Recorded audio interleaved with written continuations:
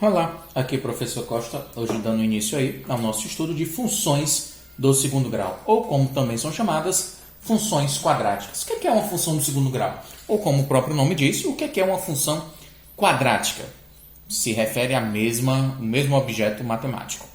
Uma função quadrática, uma função do segundo grau, nada mais é do que toda e qualquer função que puder ser escrita sobre esse formato. Y é igual a x2 mais bx mais c. Com a nossa única restrição, o nosso a deve ser obrigatoriamente diferente de zero.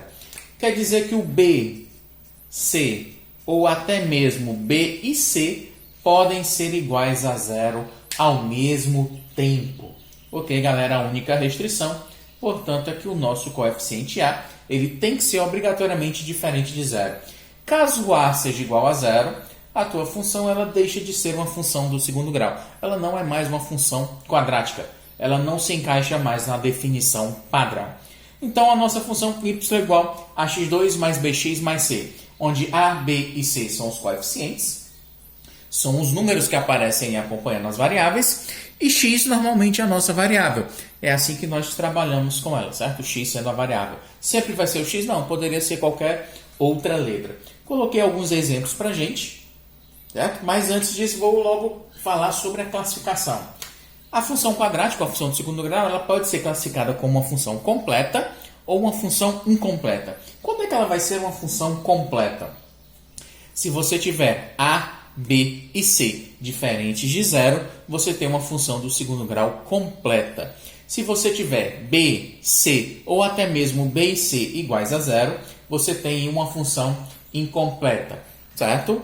Então, vamos analisar essas funções. Eu quero que você me determine, primeiramente, os coeficientes, ou seja, o valor de A, o valor de B e o valor de C.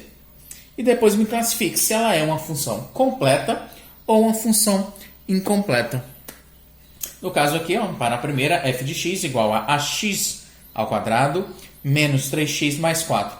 O valor de A é 1, é o termo que acompanha o x ao quadrado. O valor de B é menos 3, é quem acompanha o x, e o 4 é o termo independente. Se eu tenho a, b e c diferentes de zero, eu tenho uma função completa, é uma função do segundo grau completa.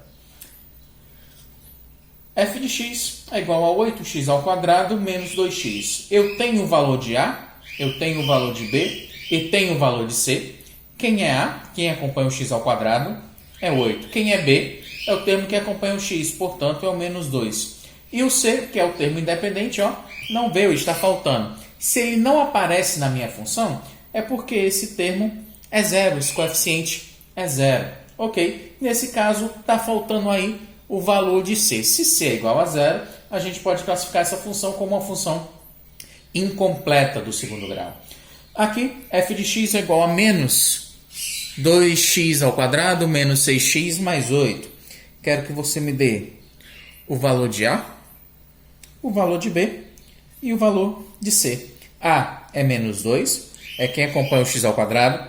B é menos 6 e o C é 8. Então, A, B e C diferentes de zero, portanto, nós temos uma função completa do segundo grau. E por último aqui, f de x é igual a x ao quadrado menos 1. Coeficiente A é 1, é quem acompanha o x ao quadrado. O coeficiente B é quem vem sozinho? Não. Coeficiente B é 0. É quem acompanha o x. Ó. Nós não temos o termo de x. É porque justamente o coeficiente era 0. 0 vezes x é 0. Faz com que esse termo de x ele não apareça. E o C, que aí sim é o termo independente, é, portanto, menos 1. Se um dos coeficientes é 0, já é o suficiente para classificarmos como uma equação, ou melhor, como uma função incompleta do segundo grau. A representação gráfica de uma função do primeiro grau é uma reta. E a representação gráfica de uma função do segundo grau? Embora já seja o objeto de estudo das nossas próximas aulas, mas eu já vou dar uma palhinha aqui para vocês. Certo? Bem rápida para a gente não entrar no assunto da próxima aula. Mas é o seguinte, a função quadrática, ela possui a representação gráfica de uma parábola. O que é uma parábola? Seria mais ou menos essa figura, seria uma meia curvatura, certo? Essa é uma parábola. Se o coeficiente A for maior do que zero, ou seja, for um número positivo, a concavidade da parábola vai ser voltada para cima. Se o A for menor do que zero, ou seja, um número negativo, a concavidade da parábola vai ser voltada para baixo. Não esqueçam disso. Ok, galera? Então esse foi o nosso recado de hoje. Já falamos sobre o início de uma função quadrática. Praticamente os exercícios que serão abordados por vocês durante essa unidade, esse início da unidade, sempre vão falar sobre isso, coeficientes, concavidades e tudo mais que a gente viu hoje. Então, obrigado pela atenção e até a próxima. Valeu!